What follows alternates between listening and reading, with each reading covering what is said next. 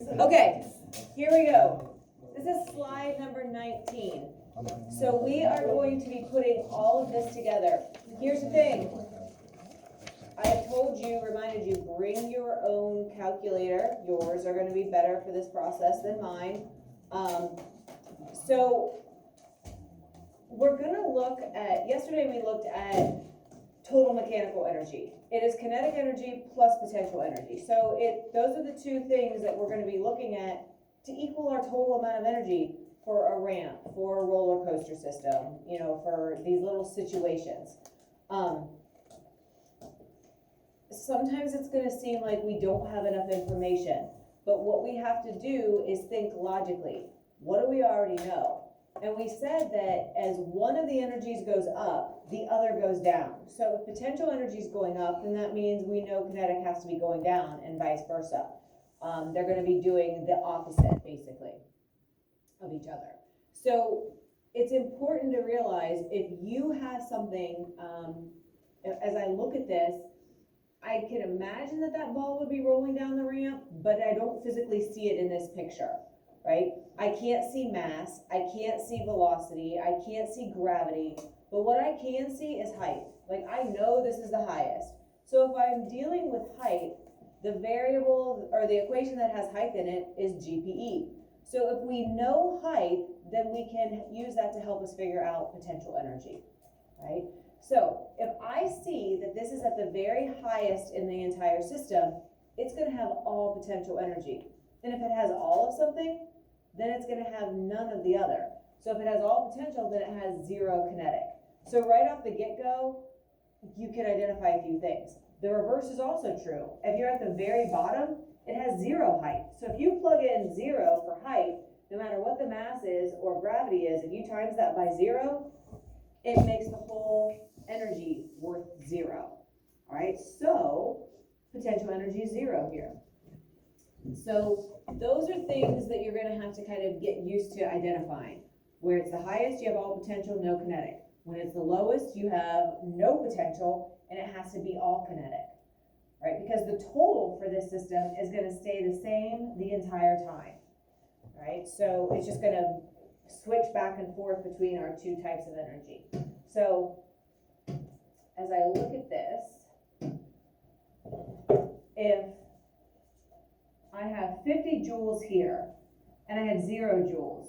My equation for total mechanical energy is KE plus PE.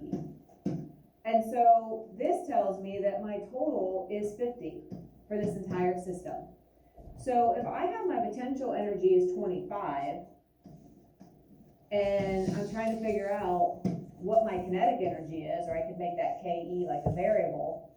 What's my kinetic energy going to be here in this middle portion, Brady? 25. Yeah, it's going to be 25, right? Because if I want to get rid of 25 on both sides, that would leave me with my KE, which was my question mark, right? So I do end up with 25 joules, okay? And then it's pretty easy up here. If this is 0, what's potential? What's it have to be? Yeah, and again, you could plug that in to the equation, or you might just recognize, oh, okay, well, it's the exact reverse of what was going on down here. But understanding that when you're at the highest, you have all the potential and no kinetic, and when you're at the lowest, you have no potential and it's all kinetic, so it just reverses. And if we didn't know that, then we really couldn't solve this problem. Okay. And so here, the inverse of addition is subtraction. Probably the most common mistake that people made on the papers, and I want you guys to get your papers turned in so that I can get them returned to you. I can't return them until I have all the papers, but the most common error that people made on the blue paper from the other day is that you guys subtracted instead of divided. So you want to get rid of the extra numbers on the right hand side of the equation, and a lot of you just subtracted it. Well, you subtract it if you're doing the inverse of addition, but it was multiplication, so the inverse needed to be division. So just be careful that you're actually doing the inverse to get rid of something instead of just always, people want to just subtract, like, hey, I'm getting rid of it by minusing it. Not really. Like, you have to make sure you're doing the inverse. Okay. Let's go to number 20. So I think I have this on, yeah, so I have it here on mine. So 50 and 7. I'm gonna write that. Okay, so the mass is 50 kilograms and the velocity is 7 meters per second. Okay. And that's what it's going to be. The right way. Initially, the velocity is 7 meters per second. That's not going to be constant for the whole time, but that's going to be what it is at the first location. Right? So I have that. It's pretty messy. So what I'm going to do up here, I'm going to want you guys obviously to do on your paper. So these are like conservation of energy problems. They're also called like total mechanical energy problems. So the first thing that I'm going to do, so I see that my potential energy, kinetic energy, this is really total mechanical. I don't know why they did ME, but really this is total. Right, I see that the height here is 1, so I'm going to actually put that over here because sometimes it's easy to forget that it's there because it's not with the other variables. I'm going to also put that my velocity is 7 meters per second here, just because I don't want to forget that that is given. Now, the mass is going to be the mass the whole time because it's the same person and skateboard, so like that's not changing. Okay, so mass is always going to be 50 in this problem. So when I'm looking here, he's at the very bottom. How much height does he have? Probably 0, right? So our height here is 0. So if his height is 0, what other form of energy is also going to be 0? Potential? Yeah. Right? 0 meters for height, 0 joules for potential energy. And that's just because I understand that if I would have 0 for height, then I would plug that into my mass times gravity times height, that makes it 0. So if it's 0 potential, you're going to have all of kinetic. Agreed? Okay, so it's kind of helpful that we have a velocity here, because our kinetic equation is Ke equals 1/2 mass times v squared. So what you'll do is you'll see the information that's given, velocity, and then you have your other equation, which is GPE equals mass times gravity times height. Well, I don't see a velocity in that one. I only see it here. So since I have velocity given, I'm going to want to use this equation. And I also have my mass. So I'm going to solve for Ke, and I have 1/2 of 50 times my velocity squared. Okay, so I'm going to bring down my Ke. Okay, and so I'm going to simplify this. So I'm going to find 1/2 of 50. Now, a few of you on the blue paper from the other day had trouble finding the half. It was like you were finding 1/2 of 40, and some of you made that 80, like you multiplied it by 2. You're just finding 1/2 of 50. So you end up with 50 over 2. So what is that when you get 50 divided by 2? Okay, so that simplifies to 25. I bring down my multiplication, and then I simplify this. Here's the other thing. A lot of people I saw this 2 different ways. A lot of times people just multiplied by 2 instead of actually squaring. So you would have gotten 14. So 49. it should be 49. It should be 7 times 7. All right, so this would be 49. Right. The other thing is sometimes people divided that by 2, which I don't really understand that at all. And they would have gotten like 3.5 there. So those were the common things that I saw. You actually just have to square this. Just square it. Don't do anything else. It's telling you to square it. Do it. Don't just make something else up random. And then this, you're dividing it by 2. So when I take 25 times 49, what do you get? Brady? 1,225. Okay, so my kinetic energy is 1,225 joules. So that gets filled in right here. Now that we know the kinetic energy here, we also know the potential energy. So our third, and I'm going to just kind of circle these. This is our one equation. Here's our another equation. And we also have our TME is KE plus PE. Okay, so if I want to find my total, all I do is add those up, which is pretty easy math. 1225 is my total. Now that I have my total, let's fill it in for the rest of them, because this system can't gain or lose any of that. So it's going to stay 1225 joules the entire time.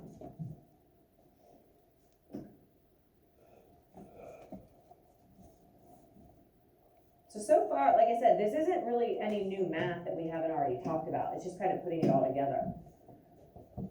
Okay. So now we go to the next part. So here I have height. Which one of our equations has the variable of height? These are 3 equations that are circled there. Which one of them has height in it, Kenna? Good. So let's see what we can do with GPE. So if I'm going to try to calculate GPE, it's going to be GPE equals my mass, which is going to be 50. What's gravity? 10. Thank you. And then it says it has a height of 1 meter. So what is the GPE? Veronica? Okay, so this is 500 joules. That's easy enough.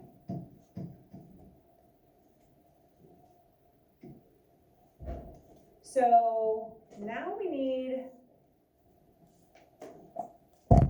have kinetic and we have velocity that we're after. Well, the only one of it, we only have mass, so we're one variable short, right? So we can't really use this equation if we only have one variable given. We can't solve for 2 unknowns. But I see here that I have potential is 500, my total is 1225. So I can figure out the kinetic from that, can't I? Brady, what do you think? Subtract 500 from 1,225. Okay, so my total is 1225. My kinetic is what I'm trying to figure out, and my potential is 500. So I do the inverse of addition, which is subtraction, and that goes away, and I'm left with KE. After I subtract 500 from both sides, what do I get? Veronica? Okay. And then just add them up real quick just to make sure that they do equal the 1225, and they did, so you guys did good math. So now that we know the kinetic and we know the mass, now we can solve for velocity.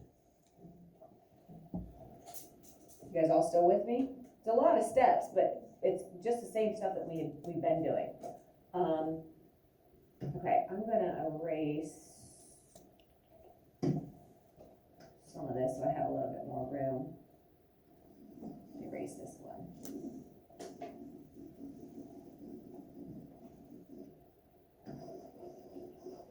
All right, so I'm going to take my KE, which is 725. I'm going to find 1/2 of my mass, which is 50, and I'm going to be solving for velocity. So now I just bring down what I can't do anything with, so 725, and half of 50 is still 25, right? 1/2 of 50. And that leaves me with v squared. How do I get rid of the 25? And don't tell me to subtract it. What do I do with the 25? What do you think, Nevaeh? Yeah. We're multiplying it, so we do the inverse, which is division. So 25 divided by 25 gets rid of it, and I'm left with b squared. But I have to divide it on this side as well. And so what is 725 divided by 25? What'd you get? Okay. And I'm super close. I don't want v squared. So I need to square root it, right? I need to find the inverse of squaring, which is square rooting. So I will get v, but I have to square root 29 also. What'd you get, Brookston? 5.4. Okay.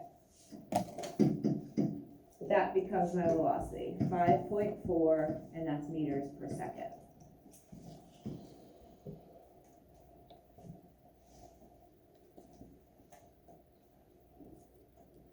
Just putting it all together, which I've been warning you about, right? Okay, let's go to part 3. I'm gonna erase this one. So,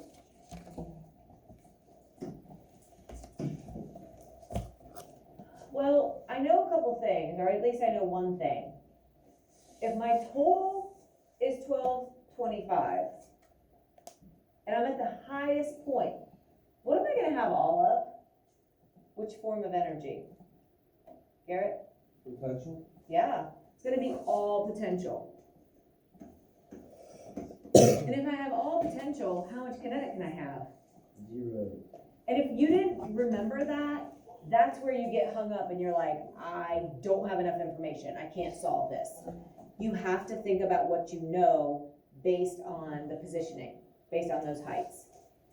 Okay, so that is something that honestly we could have filled in right from the get-go. Once we knew our total, we could have looked at this and adjusted that. Okay?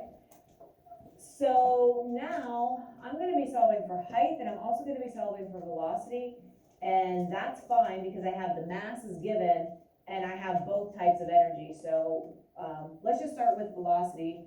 So if I take my KE equals 1/2 m times v squared, I'm just going to start plugging in. I have 0 for my kinetic.